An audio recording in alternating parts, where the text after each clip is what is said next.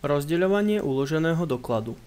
V prípade, že už máme doklad odložený a potrebujeme ho rozdeliť, postupujeme nasledovne. Stlačíme tlačidlo stoly. Vyberáme menu Rozdeliť doklad. Vyberieme si stôl, na ktorom je účet, ktorý chceme rozdeľovať. Zobrazia sa nám položky účtu pôvodného dokladu. Myšou alebo dotykom vyberáme tovary, ktoré chceme presúvať na nový doklad a modrou smerovou šípkou doprava ju presunieme do novovznikajúceho dokladu.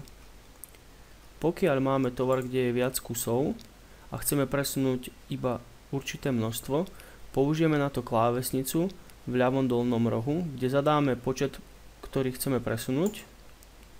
Zobrazí sa nám tu presúvané množstvo a opäť ho iba modrou šípkou presunieme do nového dokladu.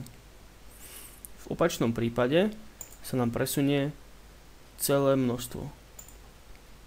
Pokiaľ chceme niektorý z tovarov vrátiť späť,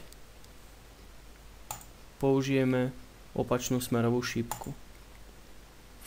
Keď máme doklad vytvorený, respektíve rozdelený, môžeme ho buď okamžite vyplatiť tlačidlom platba, alebo uložiť obidva doklady, ktoré sa uložia na ten istý stôl.